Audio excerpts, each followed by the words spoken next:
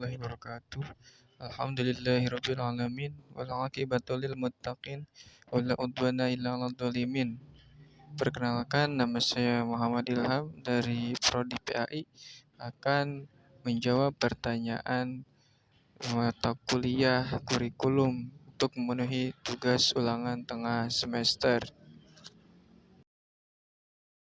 Pertanyaannya adalah jelaskan pentingnya penilaian formatif dalam pengembangan kurikulum yang efektif. Baiklah, sebelum kita menjawab pertanyaan, mari kita ketahui dulu apa yang disebut dengan penilaian. Penilaian atau assessment adalah sebuah rangkaian kegiatan untuk memperoleh, menganalisis, dan menafsirkan data tentang proses dan hasil belajar siswa yang dilakukan secara sistematis dan berkesinambungan, sehingga menjadi informasi yang bermakna dalam pengambilan keputusan. Kegiatan penilaian dalam pembelajaran harus dirancang sedemikian rupa supaya dapat mengukur dan memberikan informasi mengenai pencapaian kompetensi siswa yang diperoleh selama proses pembelajaran yang meliputi kegiatan belajar tatap muka, penugasan terstruktur, dan kegiatan mandiri yang tidak terstruktur.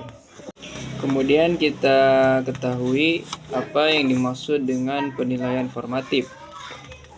Penilaian formatif adalah penilaian yang diberikan oleh guru kepada siswa untuk memantau kemajuan belajarnya selama kegiatan pembelajaran berlangsung, guna menyempurnakan program pembelajaran, mengidentifikasi kesenjangan, dan melakukan perbaikan. Proses penilaian formatif dilakukan untuk menemukan dan menginterpretasikan bukti-bukti yang digunakan oleh siswa dan guru untuk menentukan tingkat belajar siswa dan strategi belajar siswa untuk mencapai tujuan pelajaran yang tepat. Penjelasannya yaitu pentingnya penilaian formatif dalam pengembangan kurikulum yang efektif adalah dalam kurikulum dan paradigma pendidikan saat ini, asesmen atau penilaian merupakan salah satu aspek yang sangat penting untuk diperhatikan. Asesmen yang dianjurkan paradigma baru dalam konteks belajar mengajar mengacu pada proses yang guru dan siswa gunakan selama pembelajaran.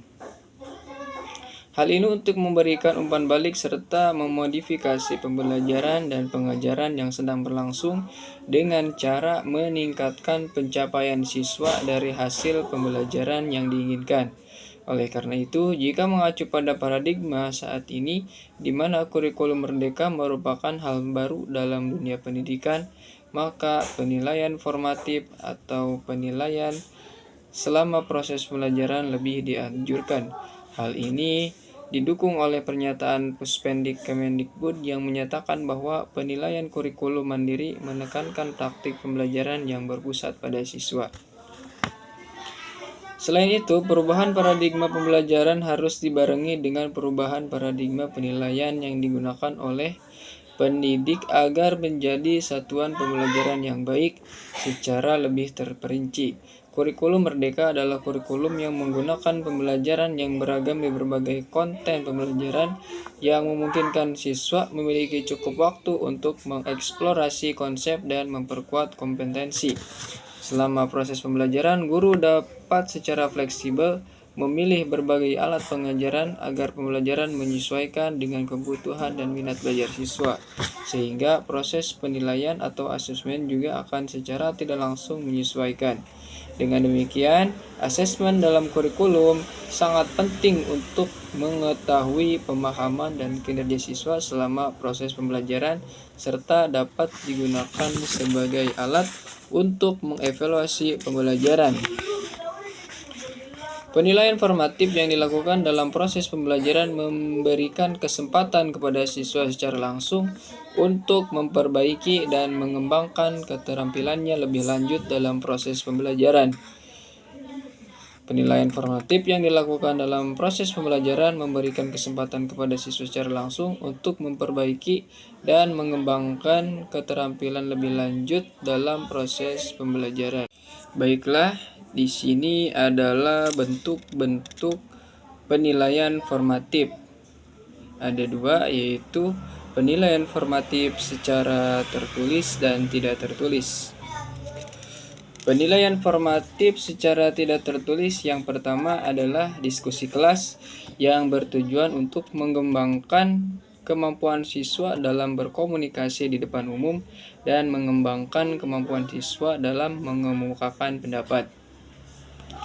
Yang kedua, melatih siswa untuk bisa belajar berdemokrasi, mau mendengarkan dan menerima pendapat orang lain yang berbeda dengan dirinya.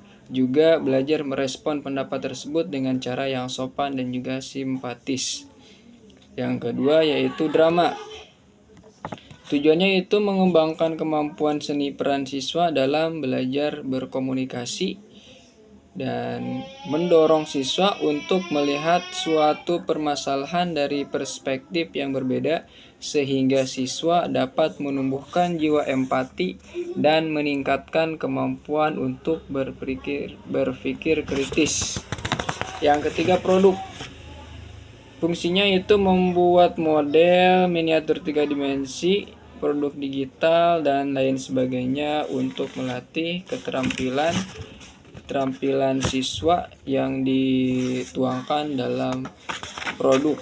Yang keempat yaitu tes lisan yang bertujuan untuk melakukan kuis tanya jawab secara lisan, mengonfirmasi pemahaman siswa, dan menerapkan umpan balik.